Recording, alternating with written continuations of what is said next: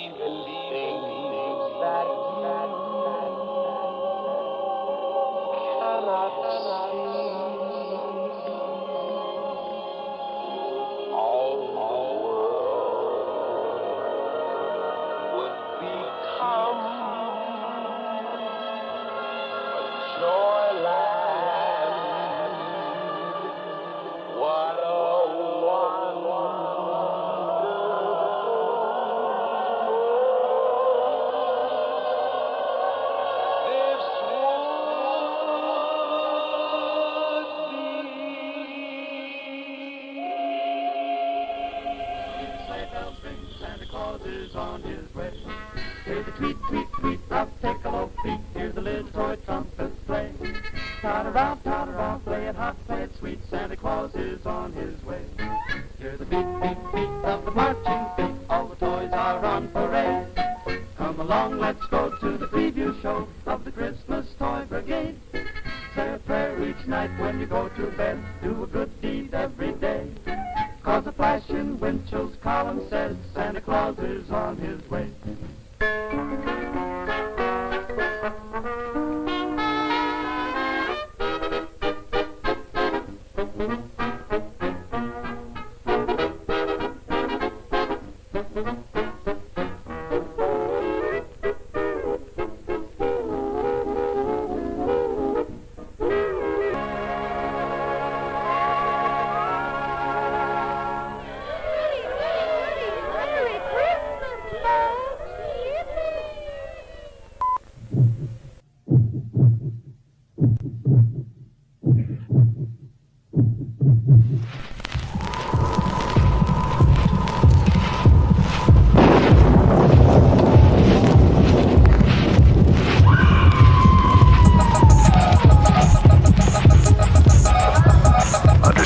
Not admitted without parents or guardian.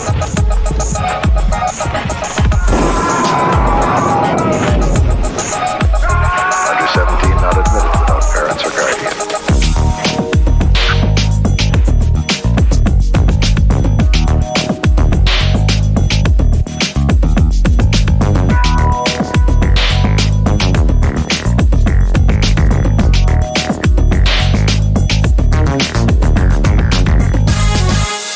Under 17, not admitted without parents or guardian.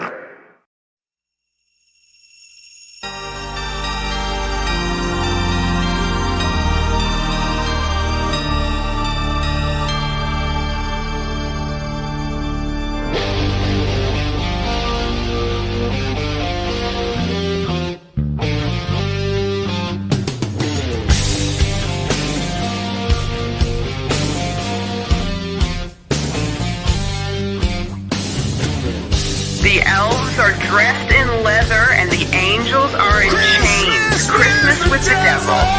The sugar plums are rancid and the stockings are in flames. It's Christmas with the devil.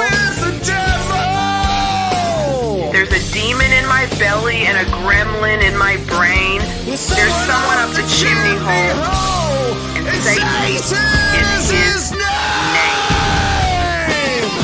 The rats ate all the presents, and the reindeer ran away. There will be no Father Christmas because it's evil's holiday. Christmas with the devil. No bells in hell. No snow below. Silent night. Silent night.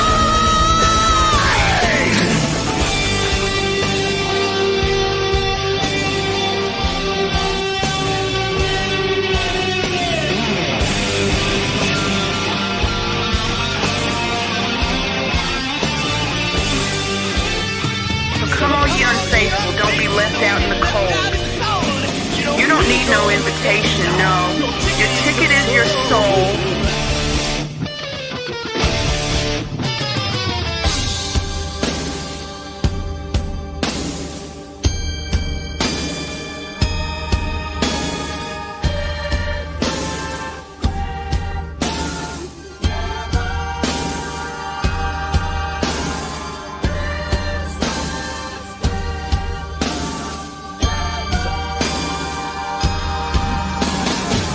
This is Drive-In Asylum, wishing you and yours the most joyous of holiday seasons. God bless us, everyone. Thank you, Hard Candy Christine. I love that voice so much. Yeah, me too. If you have a sweet tooth, have we got a deal for you? If your purchases in the next half hour amount to $5 or more, we'll give you a bag of hard candy free.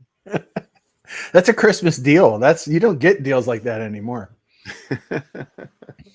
I used to work at Kohl's over the holiday season, and there was one night, like after the store closed and all the lights were half out, I picked up the floor intercom and I did that whole thing about the hard candy. And the manager was in the office, and like her voice came over the intercom. She's like, "You're sick, Bill." Oh, that's awesome. She was right. I spent many years working at Toys R Us through the holiday season, like 4 or 5 years. So while I miss Toys R Us, I don't miss working there. You know what though? I didn't hate it. I didn't hate it. I liked building bikes. That was the fun part. The hard part was like, if you had to work the next day, we closed at midnight. So then you'd end up being there till like 2:30 or 3, and then you'd have to open at 6. So a lot of times I just slept in the car and just went, all right, well, I guess I'll just get up in the morning and go to work. But I didn't hate it. I mean, I ran my ass off. Yeah. It was hard work. But I look back on it and I'm like, yeah, it wasn't so bad. I remember how bad my feet hurt because I didn't do retail. I went from a desk job to doing seasonal work in a really busy Kohl's, and my feet had like huge blisters on them. I don't know. I thought it was kind of exciting. It was so fast paced. Like you did not have a second to sit down. We had to build at least 3 bikes an hour each person. Yeah. Over Christmas, or or like 2 Power Wheels. And Power Wheels are not hard to build, but putting stickers on is hard. There's a ton of stickers to put on. So yeah, constantly. I'm good at doing gears, not great at like calipering brakes. So we would like kind of do an assembly line of bikes. But yeah, it was a fun time to be alive. I worked there during the Power Rangers years, so that makes me feel oh my god, a little old. Yeah. How awesome was that intro from that's not Electro Manuel, surely. Who's the artist? It's Hard Candy Christine, with me singing the choruses with her. Yes. Yeah. Oh my god, your voice sounded amazing. Thanks. I can't always hit those. I guess I can hit those high notes. I haven't tried in a while. You So had yeah, that great sawtooth edge. thanks. That's all real. Yeah, it's just a screamer. That's all. If I'm a moaner, this will make me a screamer, and if I'm a screamer, that'll get me arrested, as they say on the condom machines back in the day. I love a screamer. Yeah. So this is our holiday show. I hope everybody's Yeah. feeling festive. We're super close to Christmas. It's kind of crazy, right? It's like 11 days away. I know. Don't. Oh my God! You just give Yeah. me vertigo saying that. Yeah. Yeah. I have like nothing done, no presents bought. It's just, No. I hate this time of year. I fucking hate Yeah. it. Of My wife has everything bought. Everything's wrapped. course she does. Yeah. Some gifts for hers are bought because we went out on our anniversary. Our anniversary was this week, by the way, in case people didn't know. We've been married for 10 years. I know. Congratulations. Thank you. And we went to shopping, and a lot of makeup was bought, which is exciting. And That sounds fun. yeah, Make up. Make Smoke a cigarette. I'm not ready yet. Make up. and so yeah, some of the stuff's bought, but I still gotta really get into it and do some more. That's the next goal. But still getting used to the new job. So that's been the majority of my week. I found out that the oldest person on my team was like, well, I was born in '95, and I was like, well, you should have told me that. That same thing just happened to me. Yeah. today, where we got these really old looking $50 bills, and one of my coworkers, who's much younger than me, Yeah. held it up. She's like, "Look how old these are. These are from 1990." I almost fell off my chair. I was like, "Holy shit!" Oh, yeah. They're all very nice though, but like it's so weird. Yeah, I don't like, care. It's so weird to consider like It'll happen to them too. Yeah, I know. It's weird to consider how far away I am from them in age, but yet I still feel like in this, I still feel young. Maybe. Me too. I still feel the same way about myself. There was almost a new member of our family this week too. That's the other news, but it didn't happen. Really? Yeah, you were going to adopt? Becca saw a cat named Bigfoot. A cat. Yeah, that she fell in love with. He looked like a fatter Elvis, if that's possible, and he was furrier.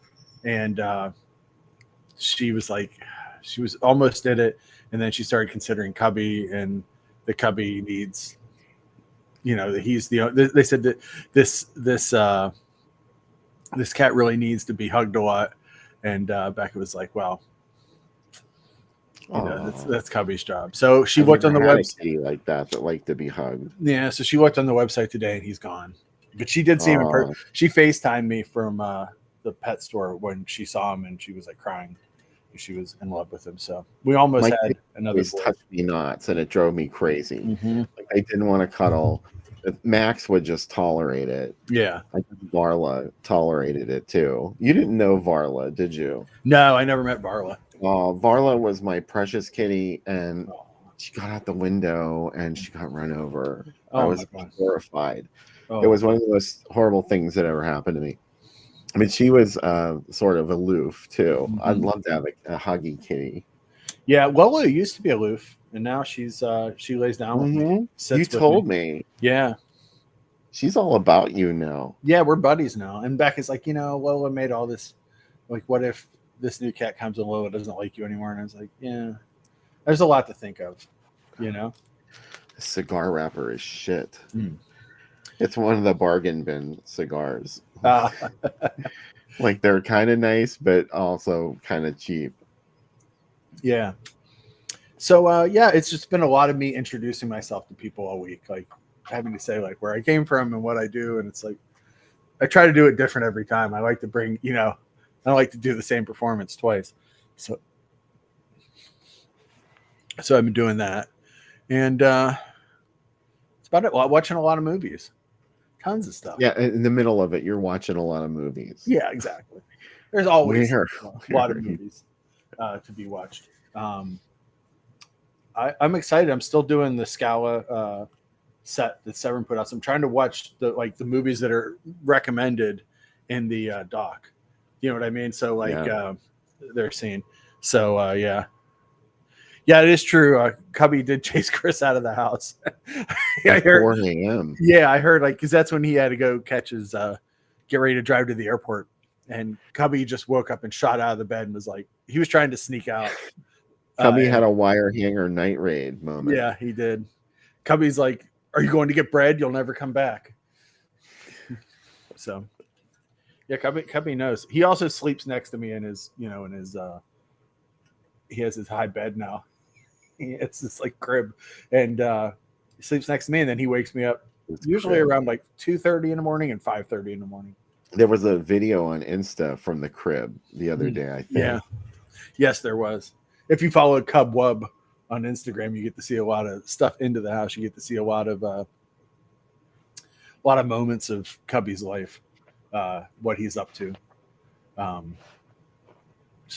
We have a movie from one of our favorite directors on the show tonight. I am so excited about this. I love Rene Cardona. He made over 148 movies, and he acted in like 120 too. Like his entire family too. His son was a director. His grandson was a director, and he made movies up till from 1928 to 1982. Isn't that amazing? Like he went through so many phases of movie making. Do you know what I mean? Like it's and this just is when you couldn't do it all on a little screen. Yeah, it was a lot harder to put out a finished product. Yeah, probably I'd say the most well-known of his movies, would you say, is probably Survive, because that played American absolutely. theaters. Yeah, I think it's got to be like the movie that's been seen by the most people, at least. Yeah, and probably maybe not his best, but yeah, but it's a I think I told the story before. We had a priest that talked about that movie all the time. Like he would do like a sermon once. I'd say once every 6 weeks about the movie Survive. And I would get so excited. I'm like, he's talking about Rene Cardona. Oh my God. Yeah, I know. And he would just be like, just going on and on about it. And it's like, wow. You know what that movie's about, Sam? Yeah. Cannibalism. I never knew where these sermons, there was never a sum up. Like, it wasn't like, well, God will get you through bad moments in your life. You just wanted to talk about cannibalism. And you know what? I'm 100% into that. That's awesome. Like I should have gave him if I still knew he's not alive anymore, Father Joe. If he's still alive, I would give him a Blu-ray of like Man from Deep River, and he would be like, my son, you've done something here. So Babs Johnson advocated cannibalism. Oh my God. I love Babs Johnson. He also did Zindi the Swamp Boy, which that did play in America too. Capulino Contra los Vampiros also played in America, and tons of Santo movies.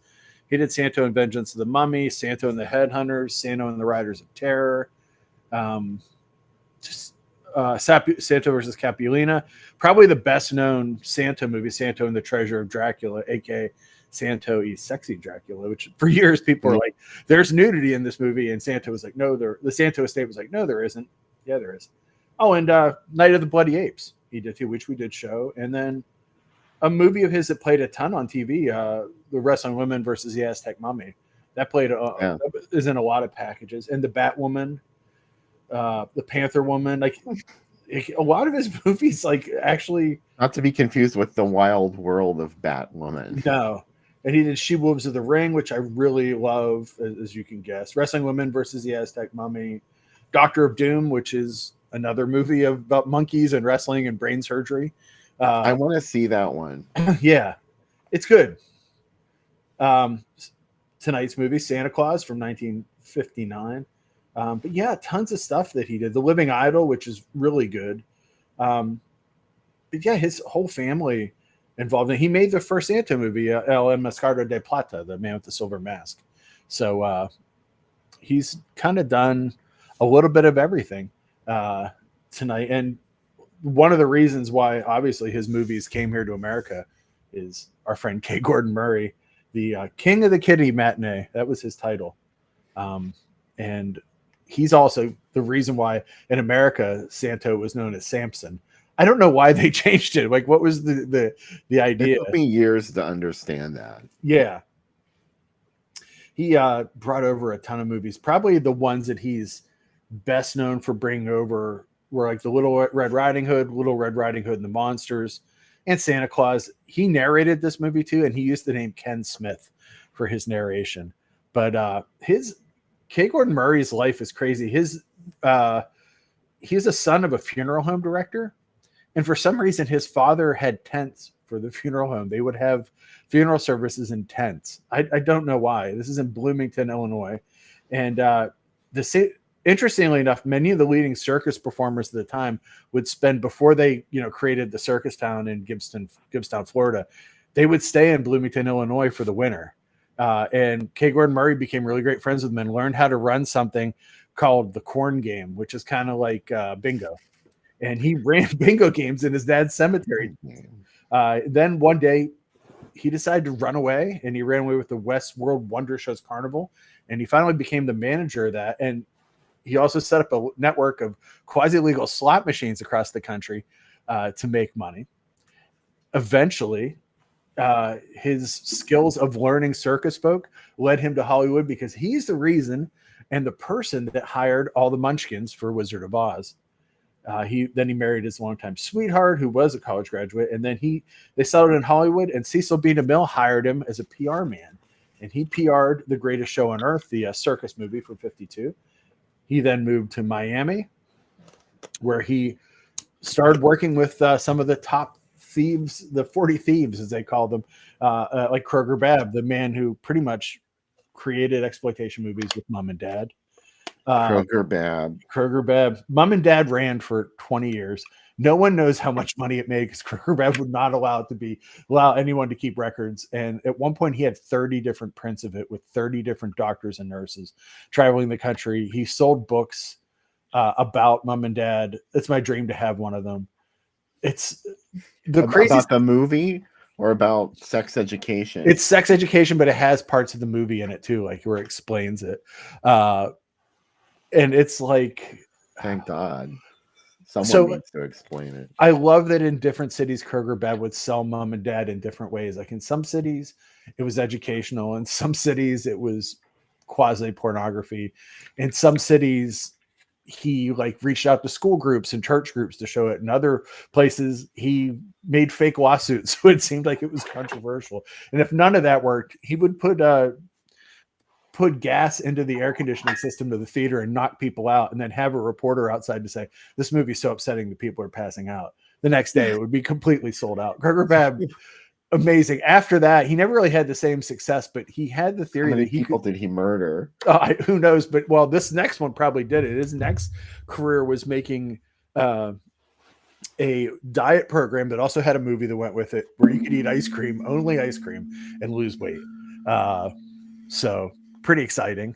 But yeah, Kroger Babb took a lot of these movies, and Santa Claus made so much money. It is probably the only U.S. film in U.S. history, other than maybe Snow White and the Seven Dwarfs, to be released profitably in theaters every few years. It was in theaters for over 30 years. It's amazing. Yeah, unfortunately, and this is very sadly, he ran afoul of the IRS, and they took all of his movies away from him to pay his back taxes. So that kind of broke his heart. Before he had a heart attack at the age of 57, watching a football game of the Miami Dolphins versus the Pittsburgh Steelers, sadly. And a lot of his movies, if you like Mystery Science Theater, obviously tons of his movies are on there. He also had a bunch of movies that were like, if it could make money, he had it. Like Why Girls Leave Home is one of his movies. That's a great title, aka Secrets of Beauty. He did Hansel and Gretel, Rumpelstiltskin, Mischief in Wonderland, Wasted Lives, El Vampiro, which is another great Spanish Mexican movie, The Vampire's Coffin, The Black Pit of Dr. M, those. Curse of the Doll People is great too. World of the Vampires. A lot of this stuff ran on Chiller, like the one with the vampire organ. Yes, yeah. Is that World of Vampires or Invasion of the Vampires? Vampires. And then he also did the Nostradamus movies, which again, also two of them played. And he brought the Brainiac, El Baron del Terror, to America. So we have a lot to thank K. Gordon Murray. He did Invasion of the Vampires, Puss in Boots, several other Santa Claus movies, The Golden Goose, Swamp of Lost Souls, which is awesome. Rumpelstiltskin? Well, no, that was like a foreign film, but did Yeah. K. Gordon Murray bring that in? He brought that in, and he may have written Shanty Tramp. No one is really sure who made Shanty Tramp. It's kind of all over the place. He also did Santa's Wow. Giant Film Festival, The Brothers Grimm. The thing that's crazy about this movie, you have to consider, is that parents drop their kids off. When you see the movie tonight, if you haven't seen it, I want you to imagine being 6 years old, thinking that you know everything about Santa, and just being dropped off by your parents and alone with nobody else in a dark theater. And you're not going to get to come home for 2 or 3 hours while these cartoons play. And when Santa Claus plays, nothing in this movie is about the real Santa. That is just Like, staggering to me that parents actually did that. my mom said her parents did it every weekend. They drop her off with like a quarter. It was 10 cents, 15 cents to get in the theater. And they would just spend, and she said a couple times, like, they played the wrong movies. Like, kind of like that, the story about Night of the Living Dead that Roger Ebert told. Like, that happened. Yeah. Where they played the Tingler once, she said, and kids were terrified by the Tingler. Like, especially the scene where it runs through the theater. She said you could just hear kids screaming at the top of their lungs. Like, Oh, I'd give anything to be at that performance. Right? Oh my God. It's like the John Waters story where the Tingler played at Baltimore theaters at the same time as Sound of Music. So during the day, the same nuns would go to that theater, and he had become friends with the projectionist, and they would shock the nuns that were sitting. They would like lead the nuns into those seats, and he let him hit the button and shock nuns during the movie. That's another performance I wish I could have been in. But yeah, it's crazy that, like, in the way that the TV became the great babysitter in the 70s, maybe in the 60s too, movie theaters were like on the weekends. And K. Gordon Murray, again, the king of the kiddie matinee, he was like, also, as I'm sure we're going to see in the posters, this won an award. I do not believe, I've never been able to find any other movie that was nominated. That 100% feels like K. Gordon Murray's bullshit. He's like on the level of William Castle bullshit, which I love. And he sold this thing. Like, it's the thing that's amazing is he was taking movies, getting them for almost next to nothing, not really spending a lot of money dubbing them. Do you know what I mean? And putting them together. That's the way to do it, man. He just did it cheap, and he got it out there, and he made a shit ton of money off that. I mean, this movie played from the 60s until probably the late 80s, when, you know, kids probably was too dangerous to leave your kids in the theater. But how crazy is, like, it probably felt weird in the 60s. By the 80s, it also felt anachronistic. So it felt even weirder. I mean, that would really mess with your head, I think, to be a little kid in the 80s and then be dropped off at a theater alone to go watch this weird movie, because it's nothing like what you would expect as an American child. It's nothing, very little of it. There are things in there. I take that back. There's a lot in here that is Americanized Christmas, but then there's this weird shit about the devil, which we didn't get that in the States, at least not in recent generations, about Krampus and everything. Like, we didn't hear those stories. Also, so like, if you're a kid, could you imagine coming home and telling your parents all the new things you learned about Santa from this movie? And they would think that you were insane. Like, Santa lives in a satellite called Toyland with his best friend Merlin, and he has a magical organ that he plays and gets to watch the world, and he talks into a giant mouth with an eyeball that like looks out and can see stuff. Also, he has kids from every country that are like child slaves that work for him. None of the kids know about the countries where they're from. Like, he asked them to sing a song about it. They don't know, and he has to teach them about where they come from. Meanwhile, Pitch, as you said, Bill, on your thing, a minor demon, right? Maybe. I don't know. Is it the devil? Is it not the devil? I don't know. Pitch finds 5 children to kill Santa, and I'm not making this up at all. He finds children. 4 of them are jerks. There's 3 brothers, and then there's Billy, who's the son of rich but absent parents, and then there's Lupita, a little girl who wants a doll, and Pitch talks her into stealing it, but she really wants 2 dolls. She wants a doll for herself. And she's like a very young Talia Shire. Yeah, better actress. And she says, I want a doll for me and a doll to give to Jesus. And at that point, you're supposed to go, but yeah, it's Santa also has created this police state that's kind of like Minority Report, where he watches kids and can tell they can do something before they're evil. And then the whole idea of the devil wants the world to see Santa, so he loses his powers and dies. And that's why he has these kids. Santa also gets his powers from a flower and a secret powder. Ooh, I'm sure he does. Yeah, is what these are. I'm It sure explains a lot, actually. you can see these as drug references now, but who knows if they were intended to be them. And then one of the weirdest things, at least to me, is one of Santa's helpers, Pedro, is an actor named Cesario Quezades, who was known as Paglorcito. He's known that because that's the name of a role he played in his movie. So imagine if after Bela Lugosi played Dracula, if we just called him Dracula in all his movies after that, like his name just became Dracula. That's what it always said on the poster. Yeah. So he played plucky orphans in a lot of movies. He's a plucky orphan in this movie. His career suffered once he got too old and his voice changed. So he eventually robbed a shoe store. And then after he got out of jail, he got married and had 4 kids, but he left his wife for his secretary. And then later, his sons found out that he had been assaulting his daughter. Not to bring down Santa Claus, but bummer. yeah, he's a horrible person. But anyway, You're bumming me out. Are you ready for the Golden Gate Award winner for Best International Family Film?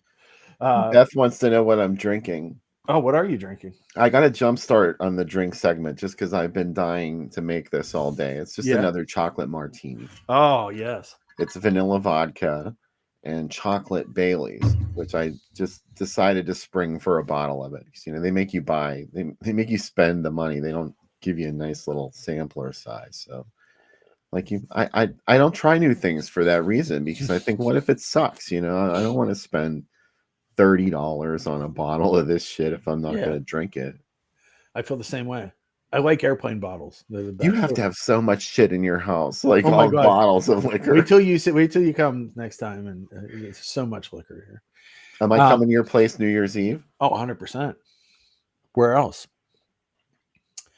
The thing that we learn in this movie is that Santa is a 5th dimensional being, which means that he does not operate. He operates beyond laws of physics, time, space, mass. That's how he's able to deliver these presents, which seems like it's a really big, highfalutin concept. And I've broken my brain sometimes trying to think about it. But also, Santa can feel pain when his robotic reindeer are hit with rocks by these kids. Why would he design his reindeers in that way? There's so many questions in this. And Philip has a question for you. He said, have you been to New York? New York, right outside the Hershey store, is a chocolate martini bar. How about that? No, but it sounds delicious. Man. A chocolate martini bar? Like there are so many chocolate martinis. Maybe. I guess you could make a whole bunch of like marshmallow. You can make anything sweet. Yeah. Anything you can mix with chocolate. In Vegas, he said, yeah. Yeah, he is, Chris. He is very much like a Grant Morrison character, a comic book character, like Mr. Mxyzptlk or Batmite. But if you make Santa say his name, he doesn't disappear. So it doesn't work like that. Oh God, this movie is so weird. Roger said it was a tradition every year. He watched it every year growing up. This ad, Bill, is amazing because there's so many promises in this ad that wonder, sparkle, beauty, but also a magnificent fourth movie, especially for the kids from 2 to 92. When I become 92, if some asshole wheels me into a theater to watch this movie, I'll know that I've lived my life the right way. This is the last year that you'll get to enjoy it, because if you live another year and become 93, it's not for you anymore. It's not for you. If you're a baby until you're 2, it's not safe to watch. For like, oh, that's a fair assessment though, because you know a baby's not going to know. The baby's got a soft head too. Like you don't want to blow its brains out yet until it grows. Not too much too soon. Yeah, exactly. It's like, well, I was a year and a half, and my parents put on Santa Claus, and they thought, 50 cents for everybody. Special Veterans Day, bring the vets to see Santa. I like that this chimney is infinite in this ad. Like it feels like, where is he jumping into a factory? Can we talk about this for a second? The nightmare of climbing into a chimney. Like all because it was written down in some poem. Oh, There's always stories of people dying because they tried to climb down their chimney I for. know a girl whose Well, dad died. I know that girl too. Yeah, you know her. I think she told me the same She story. also walked in on one of my friends jerking off. So that same girl. Anyways, I've been trying to do that for a long time. I can't. yeah, I think that, well, so much of what we know about Santa in America is based on Coca-Cola ads. You know what I mean? Like the imagery, the look of Santa is directly based on those ads, which is Yeah. always insane to me. That like, but again, this is in a time when people only had radio and magazines and newspapers. Like they didn't have the media like we have now, so that you could definitely, take over and, create this character and people fall in love with it. And now, like all around the world, like that's, a lot of people, that's what Santa looks like. Santa looks forlorn getting into this chimney. He does not look like he wants to get into this chimney. This is the Pittsburgh ad. Ooh.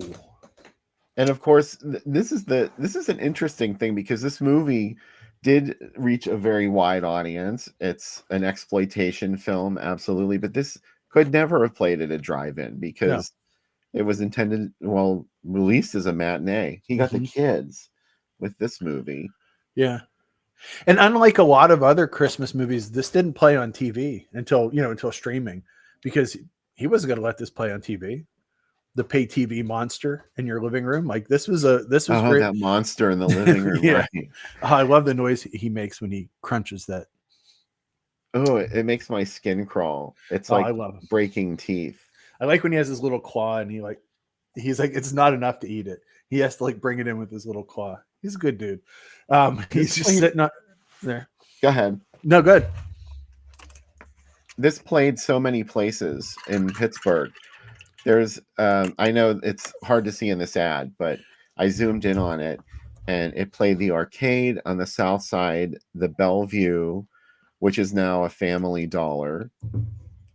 Oh yeah, A couple other places. The Dennis. Yeah. I saw Gates of Hell at the Dennis. Oh wow. At midnight. Oh. I think Bruce Lentz did some screenings there. I could be mistaken about the theater. I'm pretty I just sure. talked about Bruce today because that's where I rented The Killer from the first time I saw The Killer from his store. This played the Garden. Oh wow.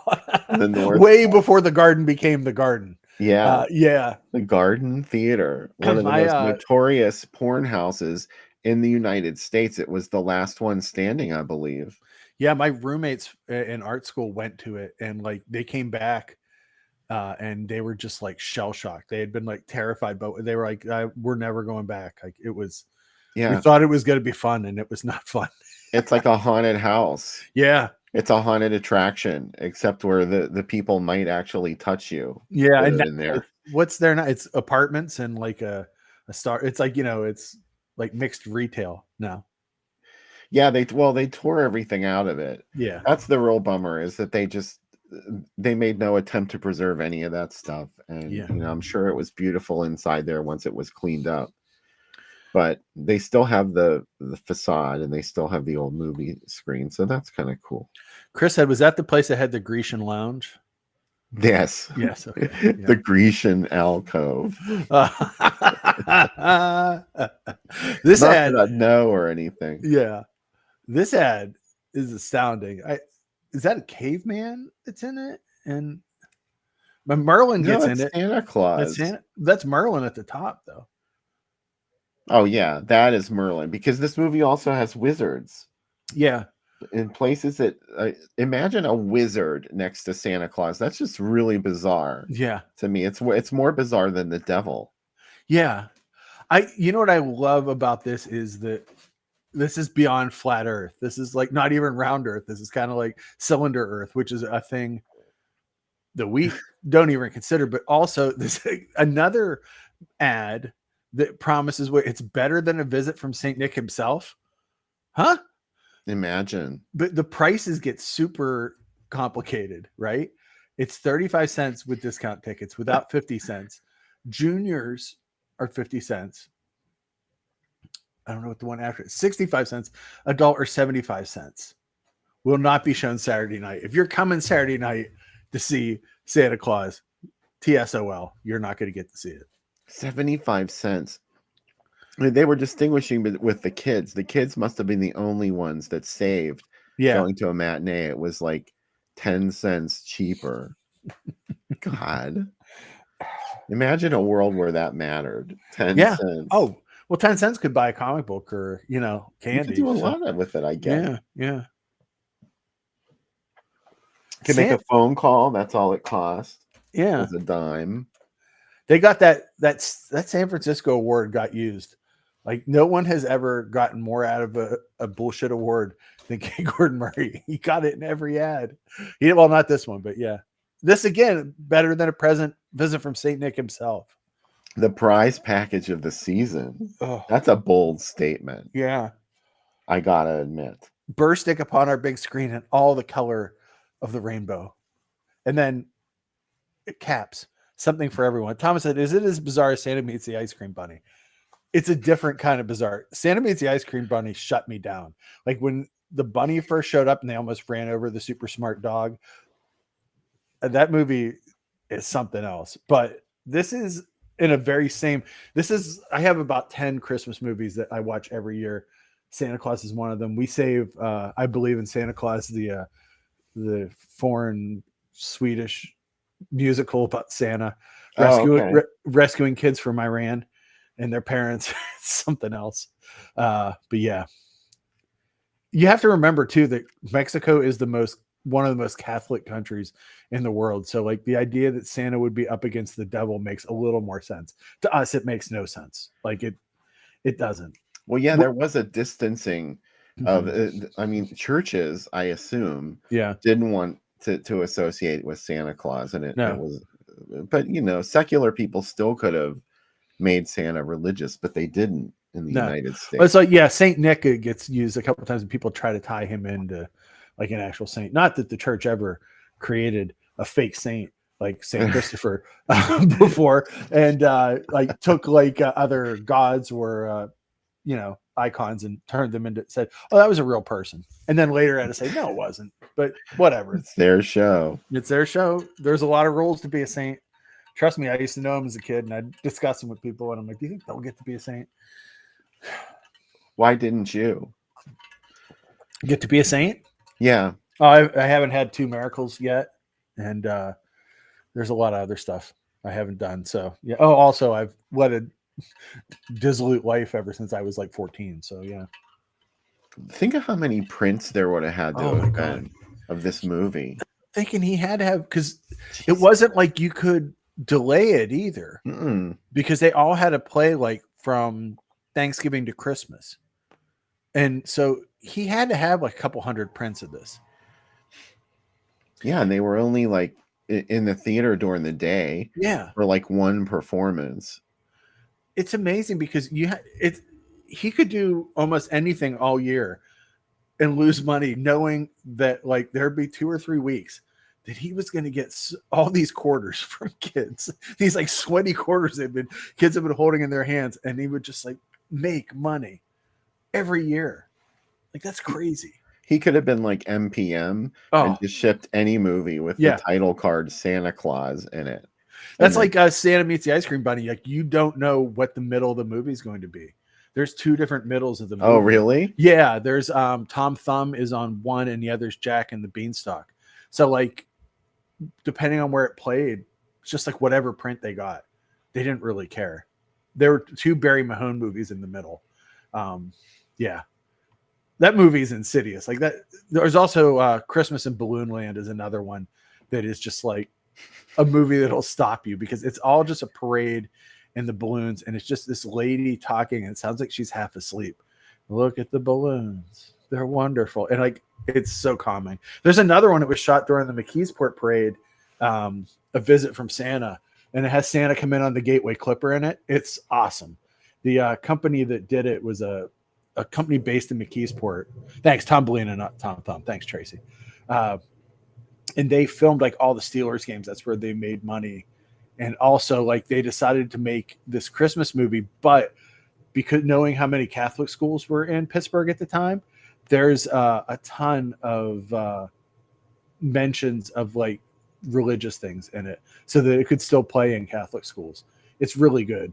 But yeah, there's also a visit to a department store in McKeesport that is set up like Santa's workshop, and the kids get to fly a magical helicopter to Santa's workshop, and you don't see the helicopter, you just hear the noises of it, and then the kids magically show up there. It's very stilted and strange. This ad makes this movie feel weird. So much classier, doesn't it? Well, it's got one of those disaster movie series of panels at the bottom of it. Yeah.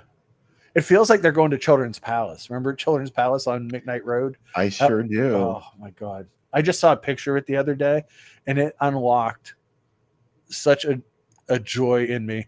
And I was like, can we move the camera over to show the dangerous water slides that were next to Children's Palace that I was never allowed on? Store should be. Oh. My friend worked there the last year they were open, and I was always like, did you get to wear roller skates and be the panda? Because that would be Peter Panda, which would be awesome. I did get to be Jeffrey once at Toys R Us, which is no fun because you have a giant head that you can't control that's like on your shoulders, and kids will just walk up and just punch you in the dick. Just why? I don't know. But how? Yeah. This ad is astounding, Bill, because if you look at it as a parent, right? And you're like, oh, well, there's a lot of like nice cartoony images, cool. And suddenly you notice that the devil himself is behind the young girl. Yeah. And there's a wizard next to Santa. Do you think that anybody was like, I don't know. No, they dropped the kids off. They're ready for Santa Claus. It's Santa Claus. This shit. Yeah, it's the kid. K. Gordon Murray's the kiddie matinee. He did this and he's been color scope. No, he didn't. Come on. He just used whatever film they had in Mexico. He ain't worried about scary shit in movies. That was like a 70s and 80s thing. Yeah. Especially the 80s. Santa looks like he's like hula hooping here. If he had a hula hoop and he's getting his hips into it. Yeah. Jenny said he looks like Elvis. Yeah, that's Santa's hippie. Yeah. There's also angels. There's like 3 angels flying around a house. It's a religious movie. Yeah. Pitch is sit. I love. Man, I don't have any tattoos yet. I should get a tattoo of Pitch sitting on that fire on that thing there. People are like, what do you want for your first tattoo? I want a tattoo of Pitch from Renee Cardano's Santa Claus. Yeah. Oh wait, there's one more. Oh, good. Oh, yes. This also looks like a tattoo. It's like filler art. It's got like those little stars. Like you don't know what to fill in. Killer, no filler. Yeah. Oh my God. Bittersweet's coming pretty soon, though, on Thursday. Beware any movie that has to have this much text. Yeah. In the ad. It's like a fucking novel reading these ads. And he wrote a lot of copy for this. He did. I also like that. Why the golden key that opens everything?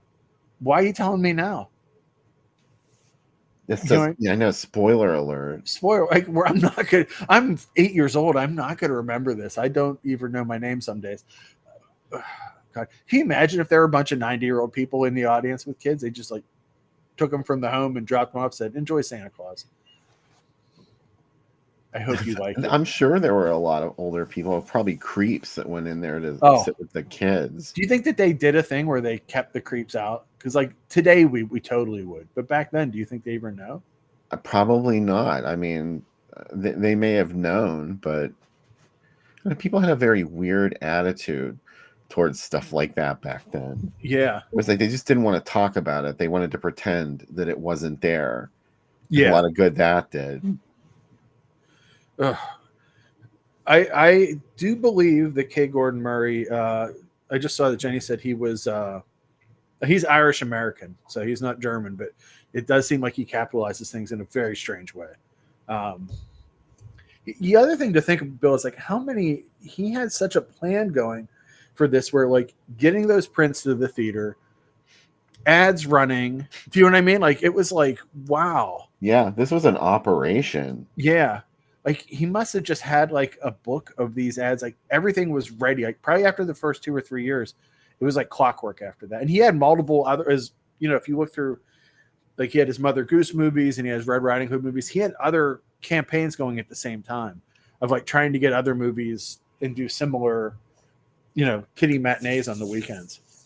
Yeah. But Christmas is probably the best time because once kids are out of school, you have like 2 weeks to just grab them and get different time. Grab them. Yeah, that was nice. I know. Speaking of creeps, yeah. But yeah, I love this ad though. I love that it's telling us so much that we don't need to know. He also doesn't know it. the wonder and the sparkle and the beauty. Like, geez, like run-on sentences a much. That's really overselling this. This has that very strange look to it that, Churubusco, I think, was the name of the studio. Mm-hmm. And it was all like built indoor sets, but they were outdoor scenarios, and it was all looked very phony. This movie has that look to it. Yeah, it's like almost like cavernous spaces that are decorated, but like not quite convincingly enough. Yeah, like there's stage just play or something. A tree in the middle of AstroTurf with dogs chasing Santa. Yeah. And that was my favorite aspect of the Brainiac was Yeah. when he lands in that spooky, misty forest, and it's just like, a warehouse with some trees stuck in there. Well, I love too that, like, again, it goes back to like our love of these old movies. Like, this stuff all existed for a set amount of time. Like, when you see how insane Santa's workshop is, his satellite, Toyland in space, you'd be like, this stuff was all real. Like, people were walking around it, and it's the giant mouth is very upsetting. Ooh, it's creepy. And you have to talk into the mouth. It's like a Talking Heads lyric, sing into my mouth. It's very Rocky very Horror hard. Picture Show level. It is pre-Rocky Horror. Yeah. Or that couch in Too Beautiful to Die that all the girls are sitting on in the beginning. Yeah, this has it all. Really, it does. He's not lying. I mean, this has, I don't know if it's a movie treat. I don't know if it's dedicated to children, but it is. And I wonder, I haven't been able to find anything. Did Rene Cardona realize, like, I'm sure he made this just as a job. You know what I mean? Because he made, like 180 movies in 60 years. That's, so he was doing 3 movies a year. He was flying through movies. And there are times, some years that he made 5 or 6 movies. Do you know what I mean? So he probably just moved on to the next job, not knowing that north of the border, his movie had played for 30 years. Do you know what I mean? So, and it's also, again, he probably would have asked for more, should have asked for more money. Should have asked for more money. And also the fact that this is the same guy that made Survive, right? Like, it's the same guy. And Zindi the Swamp Boy, which is one of the most depressing movies I've ever seen. And this has a lot of that same depression. Like, there's moments in this movie that are very harrowing for children and for Santa. Like, for me, love too. Yeah, I love that Santa movies. This is my weird genre within a genre. I like movies where Santa is placed in mortal danger because I wonder, like, why would they do that? Like, kids don't need, like, you don't need to give kids nightmares. They have enough nightmares. And like, Santa is like, he's the guy that's going to bring me my bike. But what if a dog eats him? And this movie totally sets that up. I've realized that all my favorite Christmas movies put Santa in danger. Like I said, that movie, I believe in Santa Claus. Santa fights a Middle Eastern army, and he also almost gets killed by a lion and an alligator in it. It's great. Santa Meets the Ice Cream Bunny. Santa almost gets killed by an alligator in that too.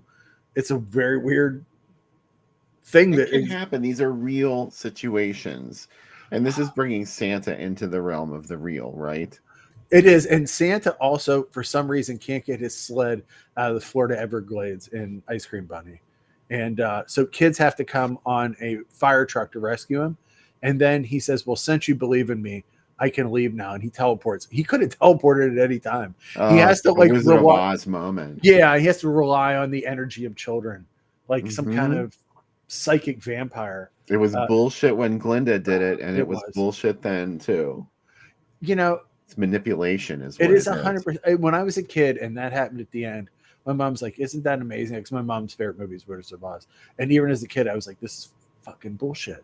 Like, people died, and people went through trauma, and the Scarecrow was set on fire a couple of times. Yeah. And how many monkeys died? And it's like, you know what? It's okay. Every adult in that movie is a liar. Oh, God, I get upset. Anyway, let's not get upset about kids. Kids movies are the most upsetting to me because I dwell on them way too long. I love hating on kids' movies. It's fun. Yeah. Hey, why don't we do a commercial break and we'll do the drink segment as well.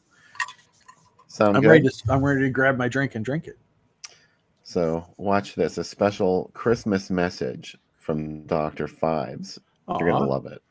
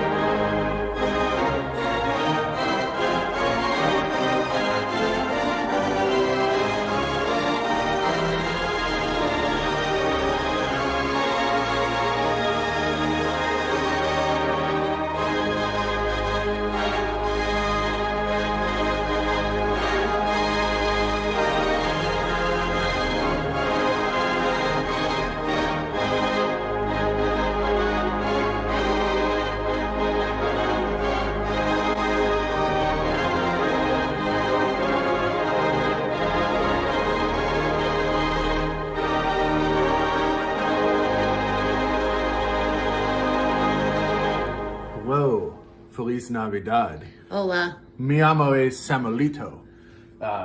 Tu es Las Posadas. Yummy. Anyways, this drink has 2 ounces of tequila. Choose your favorite. I like Espolón. Maybe because I have a gigantic bottle of it. Half an ounce of triple sec, half an ounce of lemon juice, 6 ounces of Doritos, and salt. If you're like, I can't find Doritos around me, good news. Go to Dollar Tree. That's where they got it. We went to a lot of places and we found it. We also have a pineapple one in there. They sometimes sell it at Walmart. There's a lot of flavors. Anyways, this is the simplest margarita you're ever going to make because there's no shaking. Here's the only really, this isn't even the hard part, is just... It's your lemon juice. Yeah, your lemon juice. No jokes, please. We're going to rim the glass. Don't be immature and say things, you know? But basically, you're going to hope that it sticks. Move it around so you get some on all sides. Here's how I do it. You make a mess. That's what you do. Yeah. And then you just get some around there. Okay. Very nice. Put your ice in. All right. Here's how simple it can be. Tequila, most important part. When I was a kid, my parents used to drink margaritas all the time. I thought that this is what made them taste good and not the mix. So I just poured myself a big glass of this and gulped it. It was like 6. Fast forward, who's an alcoholic? Me. Me, that's who. Look at that. Get your stir stick. You get your stir stick. And you can celebrate the Christmas. And you know what? Maybe 2 of these or 3 of these and Santa Claus will make sense to you. If you go in sober into this movie, you're not going to be ready for the revelations of Santa that happen in this movie. But anyways, here we go. We got the Las Posadas. And let's enjoy. Bien, bien, bien. What do we say when we drink things? We say Pazuzu. Oh, it's really nice. Was not expecting this to work out so well. I've been looking forward to this all week. Now I'm going to drink this, and now we're going to celebrate the season. Feliz Navidad, Pazuzu. Cheers, everyone. Mm. Or Pazuzu, as they say. Hey, Pazuzu. Mm. I have some dregs of my chocolate martini that I can enjoy. Mm. Mm. Yeah. What's your favorite Christmas song? Oh, wow. There are so many. Yeah. You heard one of them in the in the intro. The Holly and the Ivy? No, not Oh. the Dr. Phibes thing. Yeah. I do like that one. That's Mark's favorite Christmas song. I think mine, that one that they play in the beginning with the weird Santa that comes out from behind the Christmas tree. Mm-hmm. It's called All Around the Christmas Tree. Mm. Mother and your grandma too. Oh my God, it's so good. Mm-hmm.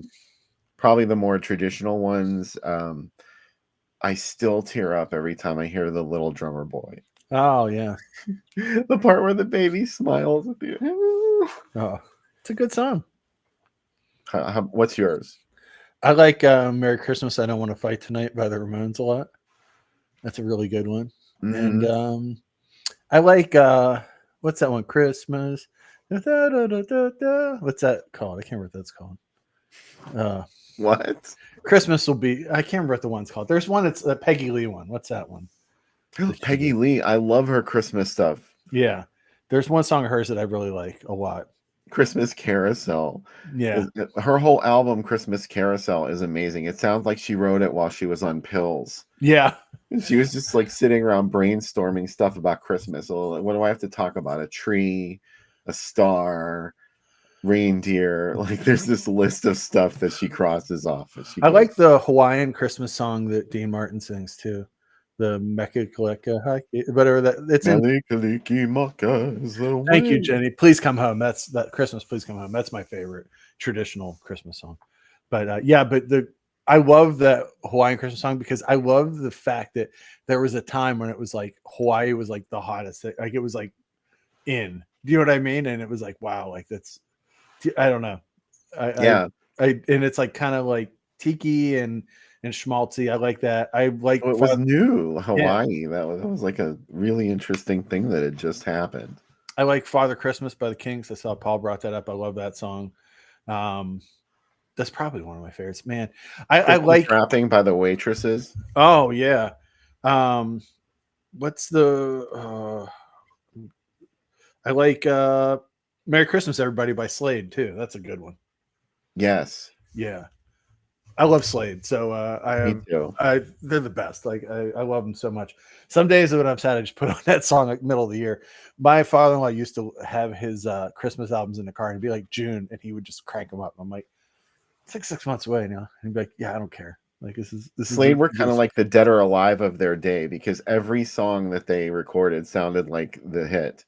Yeah, like they got one hit and then they were like, okay, this one should sound more like that one. Quiet Riot was like, we should just do all those songs. They stole two of their hits. Two of them. Mama, we're all crazy now. Slade's versions are way better too.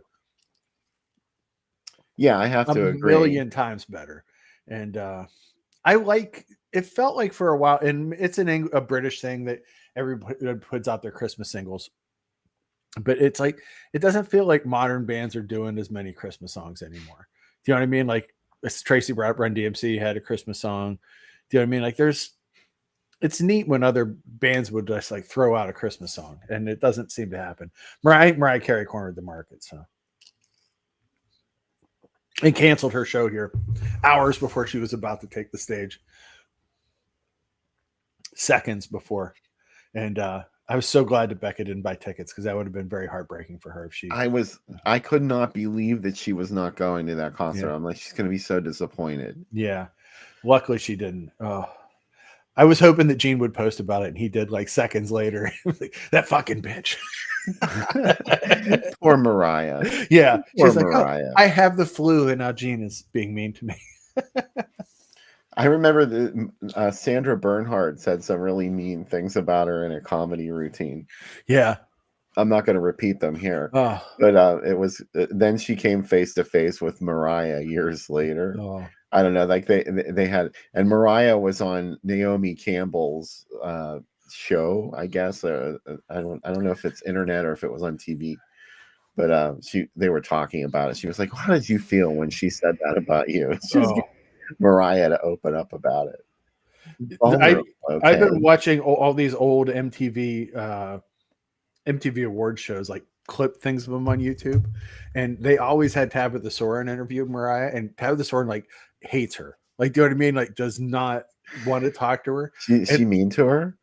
No, but she's like, there's one point where the publicist in the middle of the interview says, "Hey, we're gonna have to close this out. This is like the last question," and she just starts yelling at the publicist, where she's like, I've spent so much time. I've wasted 6 months trying to get this effing interview, and it's like on camera. And she's like, and Mariah's like, "Okay, well, sure." It's really awesome. So yeah, I also like that Mariah blamed 9/11 because that's why Glitter didn't do well. Well, yeah, you got to blame something. You might as well aim high. Hey, Slayer put out "God Hates Us All" on that day, and that album did just great. So what do I know? It couldn't have just been that the movie really was maybe not what people wanted. No, not at all. It's hard for music acts to put movies out. Like, sometimes it really works, but it's rare when it does. I can count more misses than hits when a band puts it out. Like Slade and Flame is a great movie. Speaking of Slade, that's a good movie. Slade and Flame. It's really good, and it's not really about Slade. It's not like the origin story of Slade. They're playing another band, and it's like it feels kind of real. But then for every Slade and Flame, there's "Can't Stop the Music," or when Justin Son of met Dracula. Kelly. Son of Dracula. I love Son of Dracula. Seeing that at the drive-in was such a amazing The experience. Harry Nilsson parts are the only good parts in the movie. The performances There's like are amazing. There's one of the performances like right in the beginning where I was like, "This is going to be great," and then it just like grinds to a halt after that. It's just Fall Into the Fire, I think. Yeah, a really good one in that movie. Yeah, and it's like, man, and like the band that's playing with him is great. It's like an awesome lineup of people. I just watched. Filmed really interesting too. It was like pre MTV, of course. So it was like I think they were like mirrored. It's been a long time since I saw it, so they were like in like a funhouse mirror or something. But maybe again it was Son of Dracula, and he didn't show up in the mirror, so maybe.